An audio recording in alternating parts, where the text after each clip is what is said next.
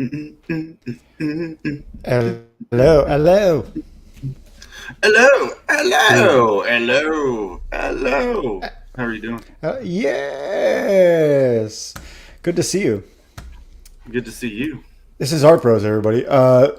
Yeah, bro. I know I threw you off there. I threw you off with some old English. How do you do? Um, Hello. we have we I have thought you were doing D-Wag up here Gangrel. and Nefarious jumping in. What's up, Hello, D-Wag? yeah. What's up, Neff? I no one can pull off. You'll see me do a. You'll know when I do a Michael Bancroft impression.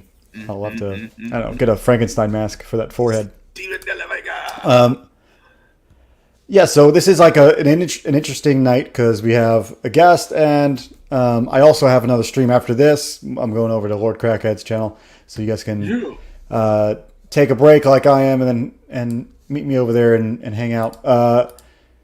But yeah, good to have everybody showing up. Hail the chat. I kept Hail, I hail kept the you, chair. Jeremy. We have. What's up with you these days? I kept the chair warm over at Jeremy's for you, so I was on there last episode. So yeah, it's Oh yeah, nice. yeah, lots of fun, loads of fun. Me and Ollie from 656 was over here. Last Which episode, now like 2 nights ago. Yeah, I think so. A few nights ago, but I got Ollie on working Yeah, on something now. So woohoo! Got Oliver over on the Beckon side of things nice, for a dude. minute. Hell yeah! And then I've Yeah, that dude. been I like his color work.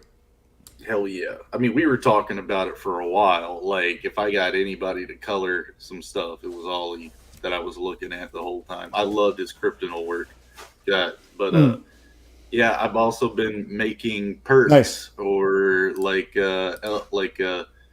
Santa Claus's elf out here trying to make toys. I've made crystals, guys. They're colored. They look real. They're awesome. So we finally have Lodens from Beckon in there and a one of a kind.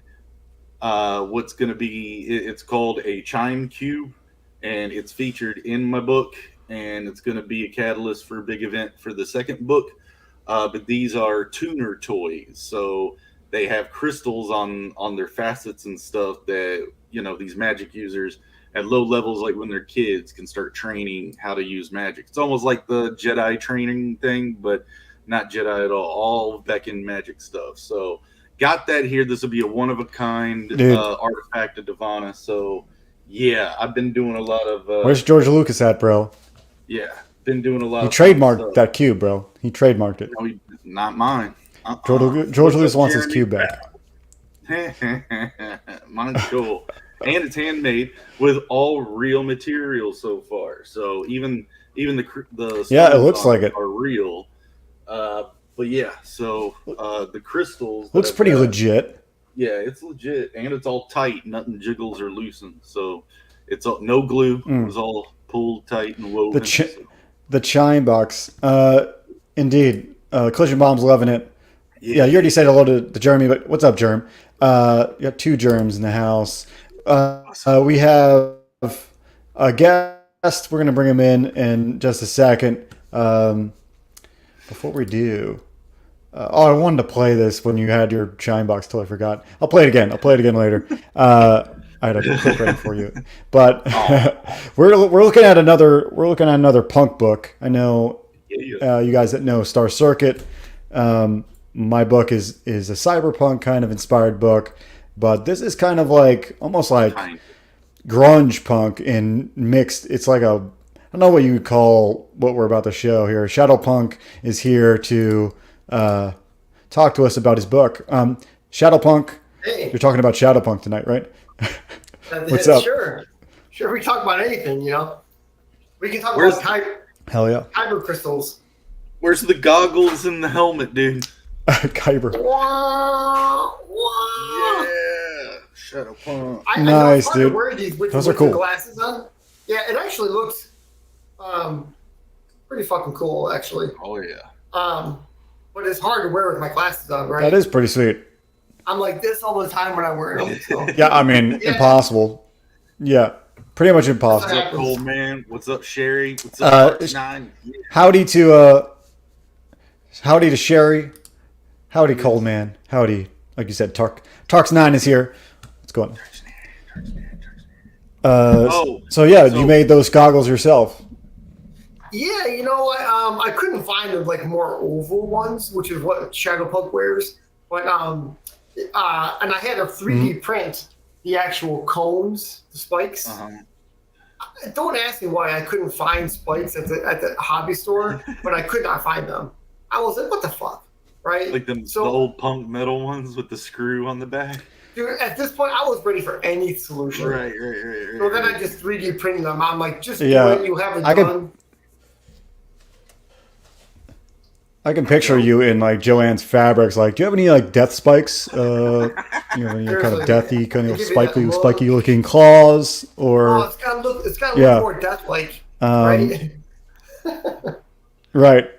Scare the old Yeah, ladies out there. I can picture it. You guys mentioned Lord Crackhead just popped his head in. So Yes, one of the yes. giveaways it was going to be I did a 3D sculpt of Cyberfrog, and so I was going to just give him the thing, and then I thought, I came up because when I painted my SHADOWPUNK figure, I figured out a way that I liked. It was made it look metallic, right? So I ended up painting. Right. Big screen. one. Let me hold him. Yeah. I'm going to bring you up. Yeah. Nice. Look at that. Yeah, I dig that, it's man. kind of metallic. I mean, it really, for an armor character, I think it really It's works awesome. it works even better. So this is going to be the giveaway for his 1,000 sub contest. Dude. Nice. Yeah, I dig the pose. Dig how it looks in 3D. That's the hardest part. Is like So sick. getting the other. Yeah. I did the Salamandroid like that. Dude, it looks like he's Oh, dunking, so bro. good. It's He's so dunking. good. Yeah, I think it's a cool style. I think your statue making, like your posing for your stuff, is absolutely incredible. Yeah, well, thanks, man. Yeah. I really want to know some of your secrets to what you're doing for those statues. Well, what do you want to know? I'll tell you whatever you want to know. Well, I figured I'd have to coax it out of you, by getting people to buy your book or something. But Bring it There down, Joe. really are no secrets. I would think, it's a matter of it's like how do you draw the stuff that you draw? It is it is what you do. So oh yeah, sorry guys. Yeah. I thought I clicked it before and it didn't register. Yeah. yeah, I like to I start everything with literally simple boxes, like a box for an arm, right? A box for a head, and I'll pose it and get that pose where I want it, and then you can try different things. Yeah, and then you slowly finesse it. And I'm actually, stuff like that, you're finessing all the way to the end, right? And I personally like to capture, you can do just a static sculpt, which is really cool too, but I like to capture that moment right when you're about to do something, spontaneous moment, and I think that's one more level of life you can add to the sculpt. But, Excitement and anticipation, all that in a pose. Yeah, I'm doing a tutorial on body movement right now, and I forgot how I tried to describe that. It's kind of like animators have to know this because they have to pretty much they only do the key poses, and then they get the peons and the in-betweeners to do the in-between frames. But the main animators have to do these key poses. That's essentially what you're doing. You're finding the best pose, the best silhouette possible. And in 3D, it's kind of like in all angles. Sometimes, there are exceptions to this rule because sometimes there's like a famous pose. For example, like this is the Old Man Logan Hawkeye, right? Ooh, I'll bring it up. Hold on. In the meantime, Collision Bob says, I received SHADOWPUNK t-shirt today. It is awesome. Cool. Yeah. Great, man. So there's certain poses where you go, you don't want to catch everything in action, right? Right. He's got to feel like the dude from Old Man Logan, right? That's kind of his thing. So, Right. And by the way, the Juggernaut. Let me bring that up. So I went looking for images of the Juggernaut. Okay, I found like 2 images, and there's all stills from the movie, right? And I'm like, dude, I need more. I want more so I can figure out what I can do with them. And people made toys like Hasbro type toys. I could not find anything on this guy, and it was so difficult, to make him because of that. No, it's good. The folds in the cloth or the costume is awesome. Thanks. Yeah. So great. So anyway, yeah. So yeah, I start with real simple boxes, and then I will connect. Once I get it figured out, I'll start connecting them. What's the material? What are they made out of? I'm sure Jeremy already knows this, but those are resin prints. Okay. Then I just paint them with metallic acrylic paint. Cool. So you're doing the modeling as well? Is that what you're talking about when you're box modeling here? Yeah. Gotcha. Yep. Yeah, cool. Joe, I told him we usually call his kind of caliber of artist triple threats, but he's got so many different dimensions: 3D animating, sculpting, rigging. I didn't mention that in that last time. Don't even mention it, man. Don't even talk about rigging. Insane. Yeah, well, look, we talked about this. I might have mentioned it before that I do have a degree, so I have taken a couple rigging classes, and they're not my thing. But yeah, I relate intensively with what you're talking about. So when you do a rig, you can do it the way I did it, which is the basic way, and do it. But there are people who rig stuff where they'll use scripts to rig. Yeah. Right. They'll do coding almost inside like 3ds Max or Maya or whatever you're using, and so that way, like when you animate, it'll add stuff to your animation a little bit, a little flip of the finger, like that kind of a movement, and so you don't have to animate it, and you're just like. Dude, the riggers are mind blowing because the best ones like take this complex kind of multi-hinge movement or something for like a mech, and then they make the GUI for the animator. They make all the things that make it easy, sliders to make things work real easy for them. Right. That's the brilliance of it. They're almost like gods They give the animator the tool to really just bring it to life. Right, they're like software engineers within the software. It's kind of odd. And it's an invisible thing that you don't really credit. Right, but you're like, the artist can't do it unless that guy does a great job rigging it. Yeah, it's like the bass player. If you don't notice, it's like the bass player. You pass. Yeah. What'd you say? I missed that. Say it again one more time. Who, me? You, yeah. Oh yeah. If you don't notice the effect, then you pass. Like that's the whole idea. Right. It's so natural that your eye doesn't pick. That's how compositing is too. It's like if you're noticing the integration of 3D into photo real stuff, then your job is kind of like subpar, but the whole goal is for you to not notice. Same thing with comic art too. Like if you're screwing up the flow and like people are guessing which bubble to read next, and you kind of failed. It's not, and failures happen all the time, but that's why it's risky to do kind of what like Rockefeller does. Rockefeller does some insane panel work, but he's like an expert at leading the eye. Though if an amateur tries to do, believe me, this was me trying to do what he does, I got this insane critique by Jim Chung, I think, and I was trying to do what Rockefeller did one year, and it was just it was a hell of a critique. I mean, like just 30 minutes of chewing me out.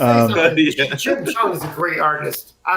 His style is cool because it's graphic and it has those guys that come up with a really cool graphic style, right? Where you really have hard lines. That's really like a thing of beauty, right? I mean, we all do it to a degree, but when you get that Kirby Sinnott connection or the Jim Chung and I like Mark Morales, right? I mean, that's the thinker. But that fucking works so good. Fucking hate that guy. It's crazy, yeah. The guys that make me jealous are obviously Rockefeller. I think that's apparent. But like people that have just an insane like flow, like Capullo, he's got this flow with his pencil that it just comes from years of doing the same thing. Like he only works in pencil. That's all he does. That's how you become an insane penciler, because you only work in pencil for 40 years. Right. But yeah, stuff like that makes me jealous. So your book, SHADOWPUNK, like we said, you said you're a triple threat. That means repeat for us what that means. Triple threat, but in like multi-dimension. He's so more than just the quad threat. This is going in all different areas. Here you go. Killer. I'll take it. Yeah. So when I launched, the day after I launched, I funded at 3,000, and I think I had like 54 backers. So now I'm trying to break 100 backers. That's a good goal. Yeah, I mean it's hard to get them out there and get it in front of people, you know. So, but I think I can do it for sure. Oh yeah. You kind of have to think outside the box, you know, get creative a little bit with like how you're doing it. Try a little bit of everything. Like you might not think whatever a Facebook ad or an Instagram ad might give you anything. Sometimes it does, sometimes it doesn't. I feel like almost just going out into just like go to your local comic shop and just like chill for a minute. You might get a couple of backers. You never know. You never know where they come from. It's a good point, you know. But I'd have to have a way to show, hey, like here's a card, right? Yeah. You need that, or it's easier if you have the physical thing already printed. But if you don't, something like a card, or if you got like an iPad, bring that with you. Show them the campaign. Right, or my phone even. Right, yeah, phone. Dude, I went to a party and I got 3 backers. Just like just having fun. You know, the minute people here you're kind of got a book out, that's so out there that most people are it's like it takes them out of it's a good talking point. Yeah, it's more good. It takes them out of the blur of their routine life. You know, they're like, oh, this is something that doesn't happen every week. Talking to a guy like this. It's true, you know, especially if you run into somebody who kind of likes comics.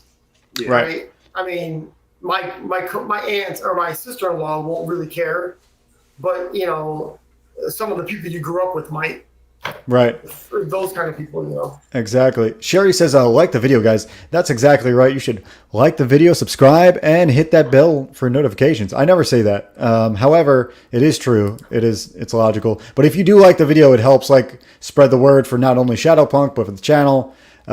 Somehow I'm not putting out videos and still getting subscribers. Hopefully they're not bots, but I do see the videos getting views. So like I'm hoping somebody's out there plugging them, which is great across the interwebs. So yeah, this is a cool book. It's like the exact opposite of the punk that Star Circuit is. I feel like that's even cooler, right? Because they're different. Which is cool. Yeah, no, I mean, that's why I like it, because I'm like, it's exactly what I'm not thinking about when I'm doing my cyberpunk kind of punk. You know, somebody told me that they thought that image looked like a Mike Mignola image. It kind of does in some ways. What I didn't realize you had the word SHADOWPUNK up there. It's so blended into the action. It is, yeah. Now I don't know if I can't tell if that's good or bad, because it all depends on if you want it to blend in or not. But I think it's cool that it's like a second read of it. You know, like you see the character and you see the action. It's a good point, because the image is kind of right in your face graphic. Mm-hmm. You know, there's no background that you're going to go, what's that guy in the background doing? Right. So maybe that's a nice little small level of a thing. The thing is, when I made it, I was like, once you do it and you go, that works, don't change it, right? Just let it, because you can mess things up, right? At some point, you have to call it done. Right. It is indeed true. Right, totally. Not one punk is the same, Sherry says. That's funny. I think she's right. Yeah, well, we've got 3 punks here, guys. So I think we are all a little bit different. So tell us what SHADOWPUNK's about, like story.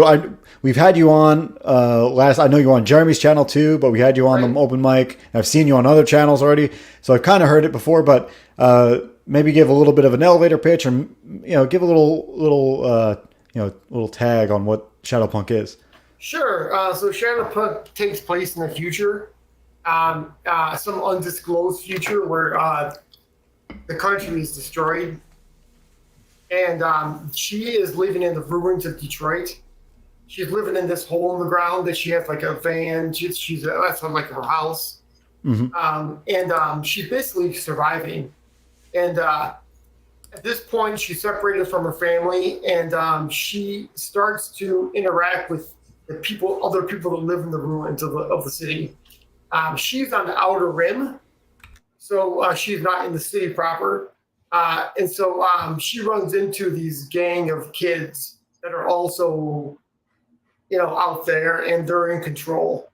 And so the story starts, and she has interactions with the gang, and it doesn't go too well. And eventually, she almost loses everything. And when she's down and she's out, that's when she's going to meet her mentor. And this guy is there's a picture of him in the thing. He is like a tech wizard type guy, and he's looking for somebody to take the mantle to fight the fights that he can't anymore because he's too old. And she doesn't give a shit about all that. All she wants to do is find her family. And as you can imagine, they're one and the same. So the main adversary off the bat is the gangs, or is there like a singular? There is no. The gangs are like an obstacle in her way, and they are like adversaries. But the real adversary is the guild that runs the city. And they are there's a character that's a spearhead guy, the leader of this guild. And I think there's a picture of him near the bottom too. Okay. And so he won't be in the story that much because the book would have to be 200 pages. Yeah, you got to like leave it up for the next, I guess part 2. Yeah. And so, but it's important. I think that, correct me if I'm wrong, but I think that you can't rush a story. You have to go through it with her, and her trials are going to be your trials as you read it. My goal is to make it entertaining for people to read and to get into her story. Yeah, you bring a good point up. I think everybody got star blades, and I think I don't want to harp on it any more than it needed to be. But the issue with that book was that none of the action happened moment to moment. You never experienced really a lot of the action with what was being talked about and what was being shown in the book. And that was the main issue. Like you weren't like living it with them, and that's what the story should feel like. It should feel like you're going on it with them. Some characters in the story represent you, the audience. Some characters in the story represent them and the struggle. But if you don't get any of that moment to moment kind of story developments, you kind of like, or you're almost like watching it, like you're like in the theater in the back row watching people watch the movie. It's like this weird, it's like not helping, you're not helping yourself by doing it that way. But it looks like from your emphasis on this story element, I think you got your effort in the right place. Well, it's also one of those things where I can see how hard it is, because it's easy to criticize a movie or a comic book, right? But, in reality, it's actually quite a challenge to get a reader to relate. If you read something like a Wolverine comic, we all know who Wolverine is, or a Batman comic, right? But our characters are brand new. And so, how do you get people to get pulled into their life and their challenges? I think that's a challenge. Yeah, that's story right there. That's like, I think the biggest challenge is like essentially getting the story so kind of tight and like almost where the reader has no choice but to get sucked in. And it takes time. And if you haven't done a lot of writing, like I haven't, and I already noticed all the things I did wrong in my first book. But there's things that you can do better, and the tighter the script, the tighter the illustrations tie with the writing, the better. It's just like when you do fan art on like Instagram or something. Like you can't, if you draw a picture of Captain America, the likes and the attention you're getting is as much from Captain America, the IP, as your art. So if you're drawing your own art, if you're drawing your own IP, you're not going to get the same. You're not going to get the same response right away. A picture of R2D2 is going to get more likes than my complete world that I created. Yeah, absolutely. Yeah, SHADOWPUNK or back in their Star Circuit, but that's just the way it goes. And You got to build a fan base. Yep. You got to so the leader of the guild is the guy in the bottom in this picture, right? And so you don't see his image, and he's also the guy that's in the image where he's over the city like this.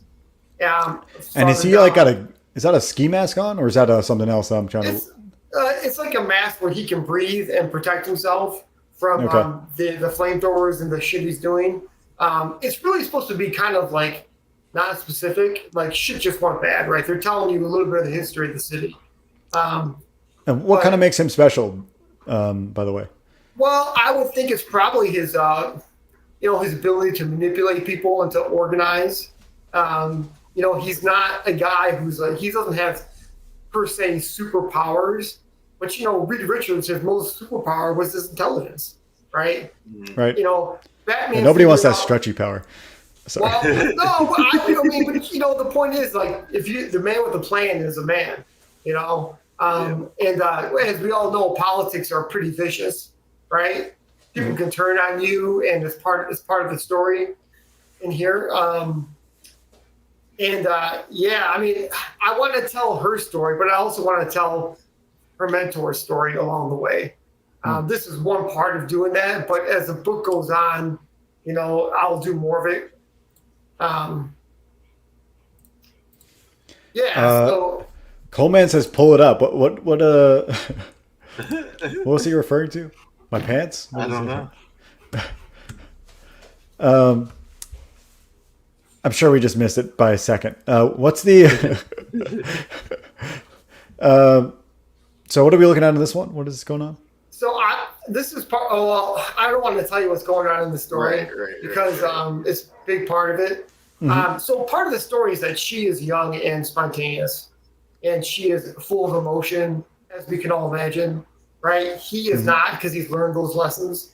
So in part of the story, she goes off half-cocked, and it turns into a really bad scenario. There's my figure. Some people bought it unpainted, which is really cool. 2 people bought unpainted figures. And so when I shipped them, I put them in those plastic food containers you get at like Meijer or whatever, and then I packed it with bubble wrap, and then I put that inside another box that was surrounded by like cushions, like crumpled paper, right? So my goal was to get it so it doesn't break, and it worked. Nice. It's an accomplishment because believe me, I know. Yeah. I'm sure you guys will probably better than I do, Well, I made a couple mistakes myself. But when I had before I launched, I was giving away my figures, like the Batman figure or whatever, Cyberfrog. And so one of the reasons I did it was so people could see that I can fulfill. Number 2 is that I could learn how to ship those things in that way. So if someone said, "Hey, the thing broke and I got it," I could go, which happened, by the way, because my container was too small. So I revised it, and I got a bigger container with more bubble wrap, So. Yeah. It's the more the better, kind of, but you got to watch the cost, obviously. Totally. I know what happened now. Coleman meant to comment on OnlyFans or something. And he accidentally commented on the video. I get it, dude. I get it. Wrong window. Wrong window. He was on Nefarious's OnlyFans, and I want to see this in a like a 3D like Mario 64 type game platformer. This thing would be so much fun. Yeah, it does look pretty cool. Even like a Batman Arkham Asylum type game, this thing would be nuts. Yeah, the design of like the wings and stuff are really unique, dude. I think it's probably I think the most iconic thing that like is about the character. Like it's the first thing people, besides the spiky helmet, but I feel like there's other spiky helmets out there, but the wings are totally unique. When I first saw them, I thought they were boombox speakers, like booming from these wings. I was like, oh yeah, this is really punk. And then I'm starting to notice, I'm like, no, that's just another take on a pair of wings that I've not seen before. I've done tattoo work and stuff like that before, so I've seen wing design, mechanicals, and all that. But this just was like, I need it to come out like wings, and then it has pulsar type energy. But like now, it was like, this is awesome. Yes, Joe says iconic. That's super cool for you guys to say. I think it's cool when people see different things when they look at it. Yeah, that's always a fun thing. So in the story, the first issue is going to be about growing pains, right? Getting to the point where she can become Shadowpunk, but the second issue and onwards, the armor is going to, like, I wouldn't say upgrade, but she's going to have more things she can do with it. She's going to learn in the first issue that just because she can fly and shoot stars or whatever she thinks she can do, this is not a fail-safe thing, right? She can get hurt fast. Right. And you know, that's part of the world. I don't want it to feel like it's anything, you know, she can dodge bullets or something. Right. If she had RPG stats, she would have a decent offense, but like no kind of armor defense. Right. And she would also be very unwise, right? She would be a young kid, you know, but you know, she's going to learn fast, and you can she's not going to get killed. Right, you can guarantee that much. I'm not going to kill my character, so she's definitely going to learn the hard way, and I love that. And this, you know, well, that's good. Yeah. Steven says of all the spiky helmets I've seen, that's the spikiest helmetist. I do think it is one of the spikiest helmets I've seen. Yes, and knee pads.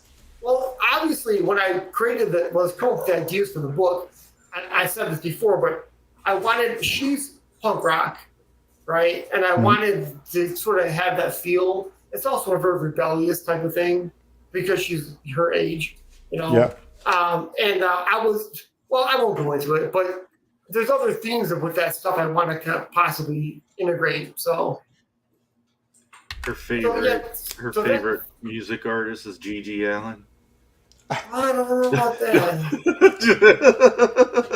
Punk rock. Yeah, I didn't have enough time to go get my favorite punk songs and get them ready to play. But you know, I'm gonna have better planning next time.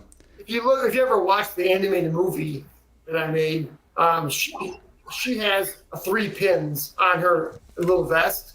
She doesn't know what they mean because this is the future. But there's a Ramones pin and there's a Iggy Pop pin, and then there's a MC5 pin. Those are all nice. Besides Ramones, the other 2 are Detroit people, right? So the one more reason to put them on there, you know. And in the story, she finds in the ruins in the animated movie, she finds a little gear, a Detroit gear, you know, something like a cog or something, and it looks like a piece of junk, but she wants to clean it up, right? And there was a nice way to integrate that. That's going to end up becoming her weapon, right? It's a small thing, but it's kind of a neat little kind of like connection, I think. Yeah, for sure. Those things are, you know, kind of the next layer. But yeah, this is the guy we were talking about. Okay. Right. So obviously he's not giant, but symbolic image of him controlling the city and in turmoil. Yeah, I dig that. I think that's one of my favorite pieces out of the campaign. It's cool. This is like the movie poster. Indeed. I would like to find a way to, like, maybe a poster is a bad idea, but in my campaign right now, I'd like to do something where I can sell it something, right? Like maybe a metal print, right, yes. Or something. Because the metal prints for my campaign, they're too expensive for me to make them a stretch goal. I just would never be able to afford it. But you know, I know Phoenix Animation does those. Yes. It looks freaking cool, man. Dude, he makes a killing too. That dude's like, he might. I don't want to say, but he's doing well for himself out there with the metal. 24 Eyes is here. What's up, dude? Oh yeah, I'll be hitting him up for some metal stuff. Definitely.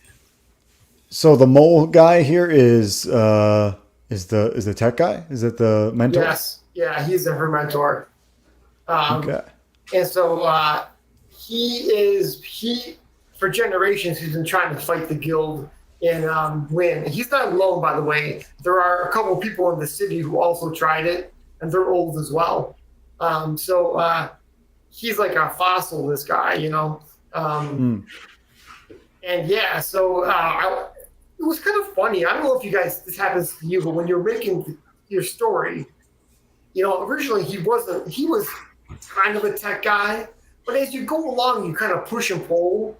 You're like, oh yeah, he really needs to be a super tech guy, right? Because it fits in the story so perfect, right? He needs to be beat up and old because it fits so perfect. And like, I don't know how you guys create your ideas. You know, do they evolve as you go? Oh, definitely. Almost so much so in the beginning that I rewrote so many times. I wanted certain themes to come up in my story, and that's why I rewrote a few times. But yeah, definitely I needed certain things like really feel right, and then the characters kind of evolved their own way, and you go with it because it's matching the theme, it's matching the previous actions. There's a story book called I think it's just called Story Structure, or maybe no, The Story Solution. If you guys have seen this, it's a script writing book, but I found this too late, and this guy calls these, it's pretty much a foolproof way to write a story, which is using these things called hero events, but it's really just when a protagonist achieves a goal and then learns something new to go toward his next goal, or she. Right. But without those, you end up having this really lukewarm story. So if you don't have the character constantly having new goals and achieving and learning new information, I don't know, like because of that, the other characters have to adapt to the new goal. And I guess that's probably what we're talking about, like where your characters adapt, your characters grow. You have to be careful though. Some people think that if you have too many of your side characters have character arcs, it becomes a pull away from your main character's focus. So you almost have to be careful with almost how many characters on the side have too much of a intriguing arc. Now that's kind of controversial because a lot of people think differently, but here's not so controversial of a notice. I like I said, I had him on I had SHADOWPUNK on my show, and I never noticed. I've seen this image multiple times, but I never noticed. His fingers are actually got indentations, like he's touching the other pane of glass. There's tension on his fingertips while he's doing these glyphs. That's right. Detail. Thank you. Yeah, cool detail. That's neat. Yeah, I didn't notice it until you're right. Like you obviously noticed the HUD, but yeah. Yeah, cool. You know what's strange? I don't know if this. I'm sure this happens to you guys. Like when you're in the zone and you're making artwork, ideas will come to you, like that idea you just talked about. It's not something I came up with when I started, right? But you're like, and then when you're done, you're like, on to the next thing, right? It isn't like a thing where you go, Darth Vader now talks like this. That's perfect, right? It's just a cool thing that you go, and all those small cool ideas happen all the time, right? Yeah. Mm-hmm. And if you're lucky, you're smart enough to go, that works and that doesn't. Yeah, sometimes they add up to something that like really, these little things kind of add up to make what the character is in the end, you know. But you're right, like they're just small details, little things for, you know, that come to you as they come. John is here. What's up from Beyond Time? What's up, Beyond Time? Yeah. So she shoots these ninja stars. And the spikes, though. The spikes. What's the spikes design for defense? No. Well, it's an offensive weapon, right? It would be something that she could use to cling, like she could gouge somebody's face with her boot, but she can also cling to the side of a wall. Okay. Yeah. Right. And so, and she can also retract them. Right. Okay. So, yeah, I mean, otherwise it'd be tough to walk, right? You sound like Fred Astaire everywhere you go, you know. But yeah, I was just trying to figure out like what kind of weapons was somebody. Part of the way I figured this stuff out was I looked at a lot of images of the punk rock in the 70s and 80s, right? And I saw even the poser punk rock. They still had cool like shit all over their thing. You know, Yeah. it's just like, that's there's so many opportunities here. It's kind of a tricky thing. It's tricky. If you go too far, then it looks it looks ridiculous, right? And if you don't go far enough, people don't get it. That foreshortening is so nice. Yeah, so let's talk about that because this is part of my process. So I have those wooden dolls you can buy the pose. Yeah. So I have mannequins. Yeah, I have those in 3ds Max. Okay, yeah. So one of the reasons I like to work I like to lay out my images in 3D because I can put the camera where I want.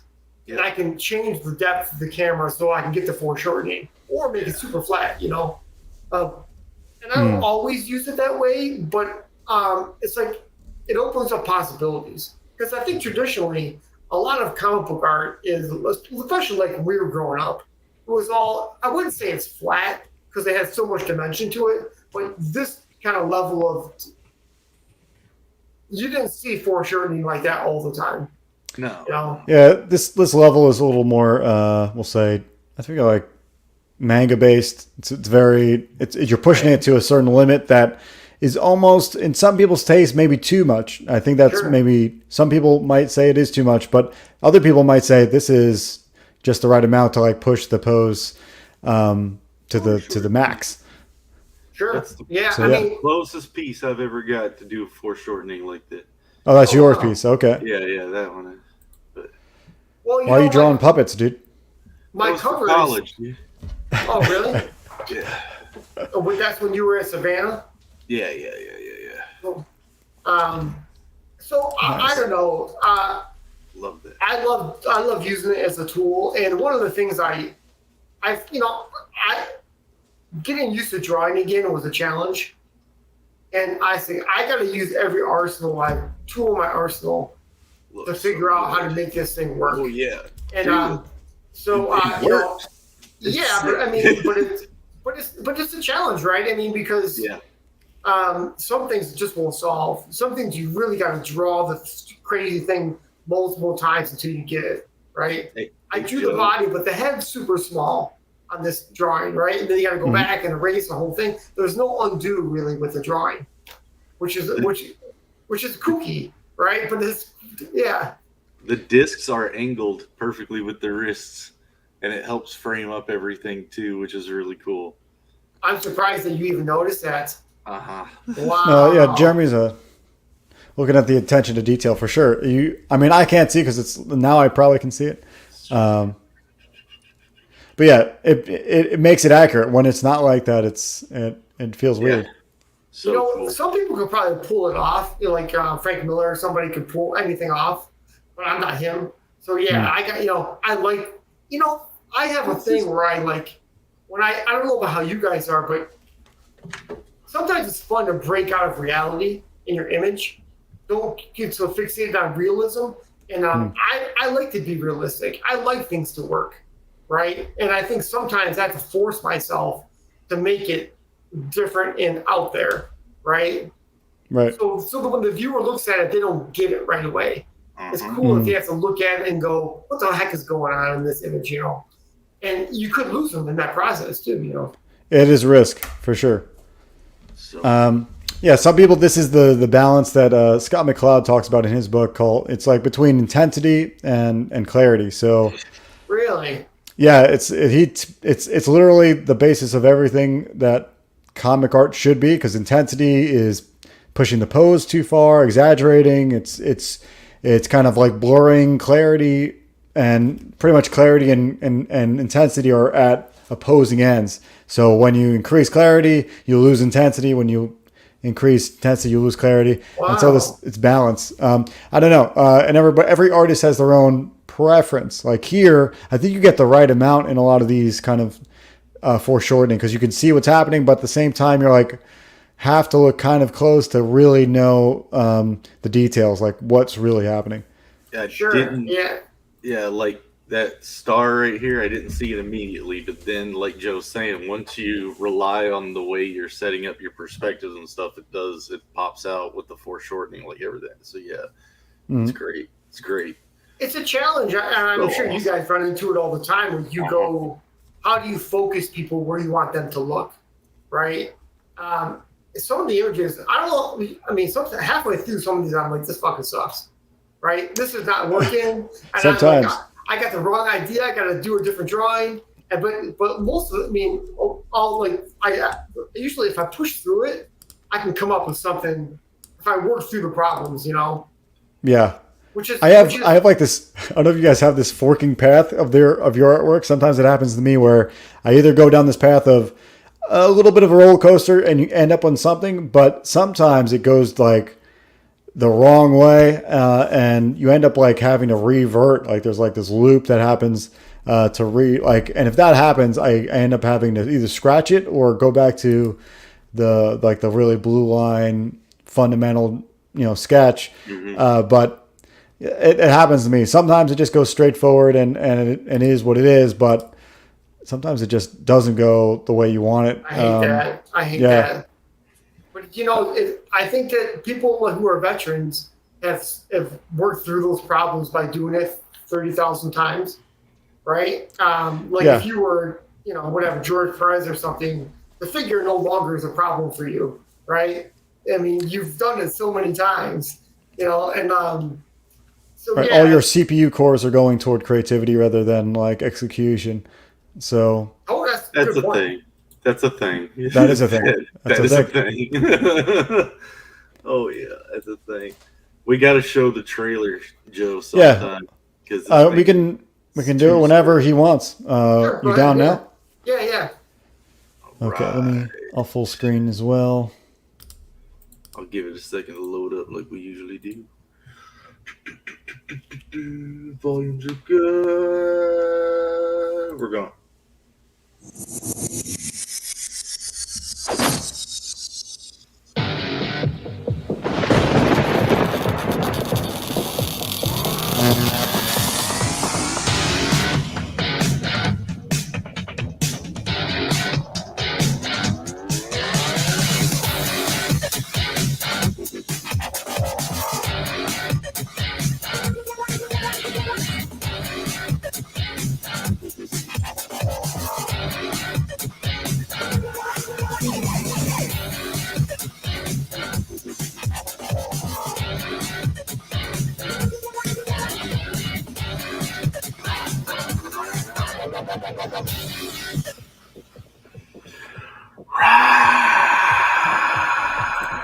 Was that playback as smooth? It was a little bit chunky on my end, but I'm sure on the playback it'll be better.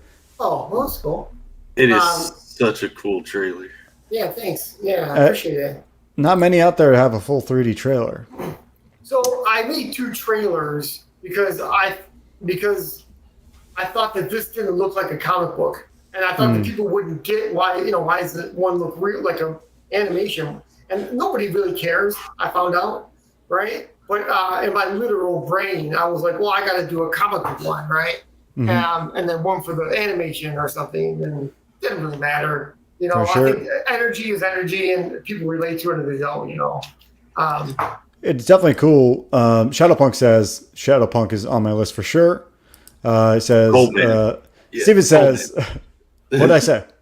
You said SHADOWPUNK says SHADOWPUNK is on my list. Oh, I'm sorry. Happens, dude. Stevens thought the music was kick-ass, and and a wild Corey Barton shows up. What's up, Corey? What's up? Somebody catch that dude. It was on my list too when I saw it. So when it launched, I think I'm number 4, and then I backed it again because I wanted a T-shirt. And I think I might have told you last time, I'm not a small, I'm a 2XL, but I think I accidentally hit the small button on it. Oh, did you really? Yeah, if you've been sending them out, I'm just gonna have it hung up on and framed on my wall. So no big deal. Jeremy's just having second thoughts about wanting his halter top. I wish you would have told me before. arm, right? No, I can wear it. I can wear it on stream. It's just I'm hairy right here. Just like Very very tight you on. gotten it yet? No, I don't. I haven't got mine yet. Collision Bomb got hers the other day, so Right, mine might right. be coming in. Yeah, mine might be coming pretty soon. But yeah, I'll double check. Yeah, they're But all. yeah, that was they've my all fault. That was too Well, hopefully fast. you're wrong. Hopefully you're wrong. Hopefully I'm wrong. Some people did order small though, and I think, why did that guy order small? And I realized he probably has a wife or his kids. You know, he has a short wife or his kids or something. You know. Yeah, you have to wonder. I got nieces. I could give my niece like a SHADOWPUNK shirt. My brother Yeah, be right. like, "What's this, dude?" Be like, "Awesome." Right. It's just That's awesome. Awesome. So can we like go through like a perk or two? Because I have to get off relatively around 8 because I've got to prepare for the next one. But let's do. So the full blitz, the total blitz. That's my package where you get the comic book, the T-shirt, and the figure painted. That Cool. is awesome. So, $80. yeah, that's a lot of most of them, I think 19 people. Yeah. So all as of today, all those have been shipped. The figures and the T-shirts, Yes. which is totally. I'm up to date on all of that fulfillment. And anybody who's watching this right now, Coleman is just not just, but a little bit back in the chat. He has the link. It's there. It's also in the description. So Cool. if it's piquing your interest, go for it. Thank you, Coleman. That's cool. Yeah, we got that PDF, but why do you want the PDF? You get the printed one, man. Well, you know why? Because there are people that live in Yeah. Upside down other world, like countries. Corey Barden, Like Bancroft and the Barden Bros. The only reason I put it in there was because of the shipping overseas. That's it. You know. oh yeah. And you know it worked because some people really did get that one. So, 7 people claimed it. So, Yep. so that's the first issue right there, and then yeah. Then I have 2 different T-shirts. I got the logo, and then I have the artwork. And a few people bought the artwork one, which is pretty cool. Most people got the T-shirt in the full blitz. Okay. But you know, it's just. I'm sure you guys ran into this. It's so cool that people like your artwork and they buy something that you made. Yeah. It's unreal. It's unreal, you know. And it's like you also go, okay, if I haven't taken it seriously before, I'm totally freaking serious right now. Right. You know, Yeah. everything's got to be right. Everything's got to be done correctly, and yeah. So, and I've never done a campaign before, so this is my first kind of rodeo, you know. So I wanted to make sure that the people knew I could fulfill, and they got their stuff right away. Mm-hmm. So, and then so the thing you were looking at before was the rotating card. That is the first day backers get one of those cards, and then it has a red foil on it. So the front is there. You go. The front has red foil on it. This is my little mock-up of maybe what red foil maybe looks like. Cool. So, yeah, but I wanted to come with something cool that I can give first day backers. Yeah, it's interesting. I don't want to like go against your incredibly awesome first day backer perk. I think Robocopter put out a poll that stated that people preferred discounts over merchandise, free merchandise. Oh, really? Yeah, which I didn't realize. I may just go the discount route because I did a trading card for my rewards on day one. But you know, who knows? Maybe people just want to save money in you know, gas is $13 a gallon. So you know. It's hard to say which one works. I talked to a lot of people. Neff was one of the people I talked to, and he had it. The guy's like a walking brain, computer brain.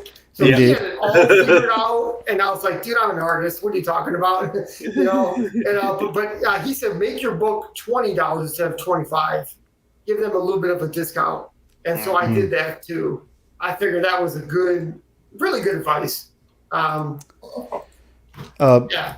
Barton says extra pages for rewards. I think that's good for rewards. I think we would all agree. But like a day one, I think that's what we're talking about here. Like on the 24-hour perk for backing within 24 hours. I think most people said a discount would be good, but I think something as cool as like an exclusive card, like me and SHADOWPUNK did, I think is useful.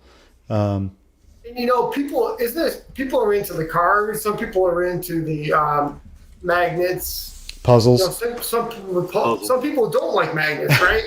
I mean, you're like, okay. So, you can't. You don't know. You don't know what people are really going to want. But I figured I would try and see.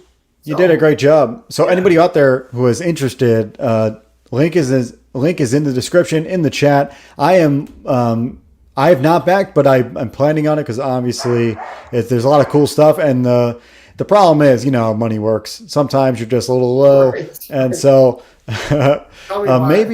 maybe once I get paid finally from one of these gigs, I can get on this. But guys, get on this. I know, Coleman, you should get on this. I know it's on your list. Click that follow button at the top of the page, you guys. If you don't have the money right away, click the follow button, and that way it'll remind you to head back to it. And also share. Just share the campaign. That'll help as well. Yes, that'd be awesome. Absolutely. I was thinking with Corey Barton and the Barton Bros, maybe Jeremy and I we do like a tag team art sketch battle or something. The Barton Art Bros versus Barton Bros. That would be pretty fun.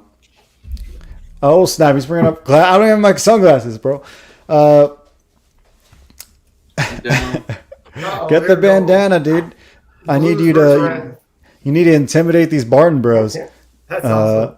We know those Australians don't have guns. So, not really. Sorry, guys. Coleman says, I'm following. Is it going on in demand? Is that, do you know if you're going to do? Probably. I mean, I don't think there's a reason why I won't do that. Because here's the other thing. I know we're running out of time, but I'm getting my 3D printer, and I might end up making a really big 3D print of the character and selling those. Right? They're, it's like, I don't know how big I can make it, so I don't know how much I can sell for. Right. Yeah. And I might do it just because I think I can. Cool. Let me know how that goes, because I've got this sculpture of my character Taj is 10 inches tall, and I thought about the same thing. Get a big print, see how much it cost, and what's the problem with it. So yeah, let me know how that goes. Yeah, dude. Well, he'll definitely want to know. Barton says, Corey says, we don't have guns, but we've got plenty of dangerous animals. It would be great for you guys. I see the Barton Bros with a whole pack of feral kangaroos out in front of their house. That's what they use for protection. Or they just like ninja star you with like a arachnid of some kind. That's good. The big old giant spot. Yeah. Yeah, I can see that happening. Thing you don't want, the bugs will kill you. The snakes and the bugs. Are we coming up with the Bogan superhero now? We could be right now. Yeah. Bancroft is probably the face of him, but we're getting his superpowers. Yes. The hero could wear a paper mask with Bancroft's face. That's right. That's right. John's heading out, but also Vengeance is here. Thanks, Vengeance. Thanks for showing up. Very cool that you're here. And goodbye, John from Beyond Time. You guys are awesome. Or you are. I don't know how many people are on your team Beyond Time. I think it's just you, but I could be wrong. Coleman is asking again. So the full Blitz will be still available at Indiegogo? Yep. See, that's the key. That's the key. Will full Blitz, which I can bring it up one more time. Full Blitz is the top one, $80, and you get the figure, the shirt, and the book. Full Blitz. Right. And by the way, all those are discounted. It's 11% off. And even the book is discounted from the 20, right? Yeah. Yeah. So it's a pretty good deal. That's solid. That's the way to go if people want to get into the book and the whole deal. So T-shirts off, discounted too. Guys, everything's on sale. Let's go. Snag it's like crypto, man. Crypto's on sale. SHADOWPUNK's on sale. Crypto's on sale right now, dude. That's the best way to put it. Dude, I bought some crypto this week. Come on. So I want to bring up two other things before we roll out of here, because I do have a stream with Lord Crackhead. I'm over there with Neff tonight for Lord Crackhead. Jeremy has a book. You want to talk about your book, Jerem, or I can go first? Your call. I can do it real quick. Let me share that screen again. Guys, you all know who I am, and if you don't, my project is BECKONED RECOURSE. BECKONED RECOURSE is a one part of 3 of a prologue project that I got going on that opens. It's a story that opens up the entire legendarium of BECKONED, my whole project thing. You can go sign up here. I will be telling you guys what the exclusive perks are as soon as I make a test of it and it works.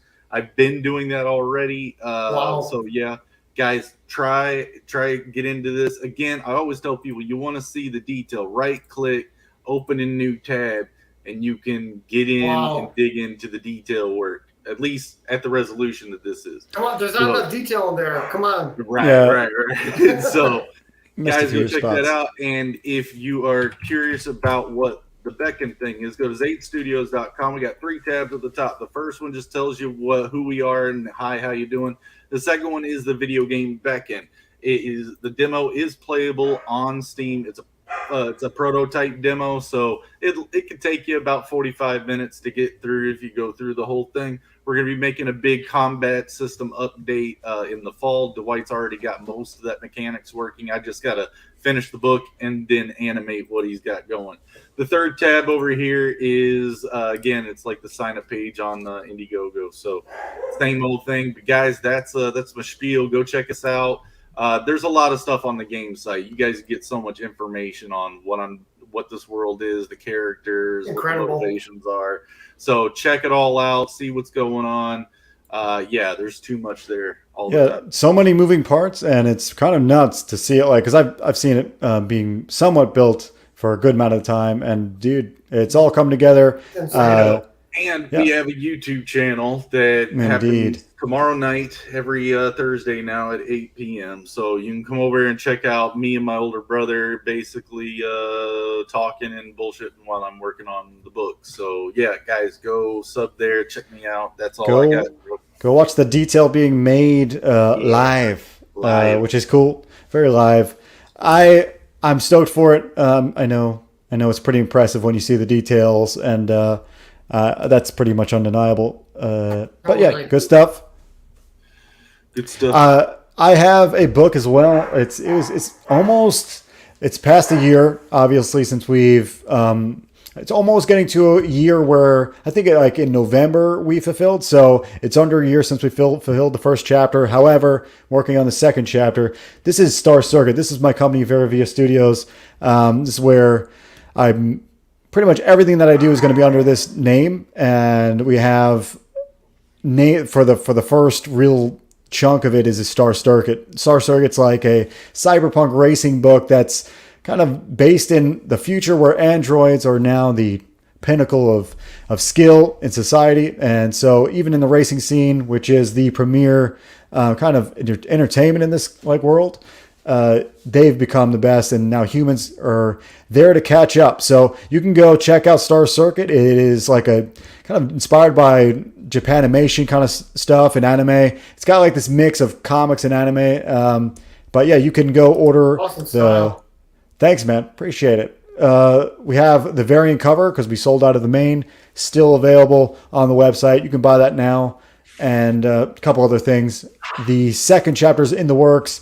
It's going to be huge, probably around 90 pages. It's in the works, and you're going to get some nuts stuff happening. I'm trying to make this book I'm trying to challenge myself when I'm making the pages. What I really still going at it from the aspect of what do I want to read? If I saw a book of this caliber or of this genre, what would I want to see?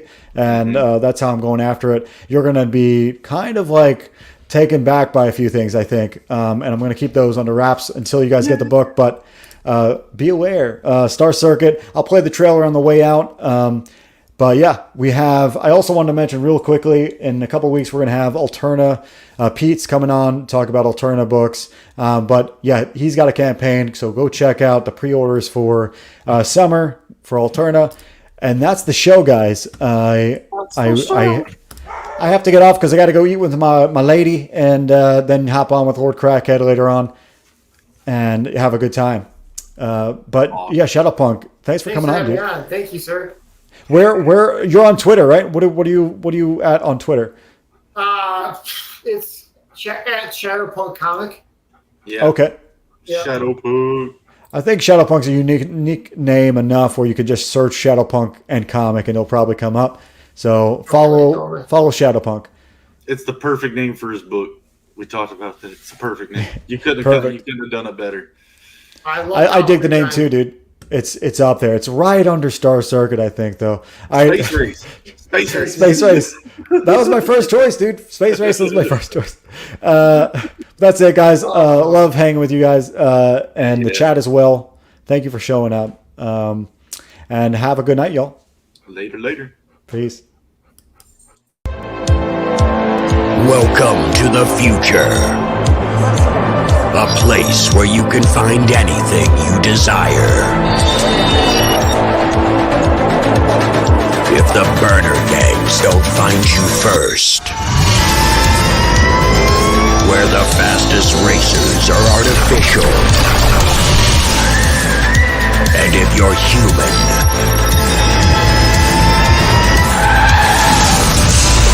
you don't stand a chance.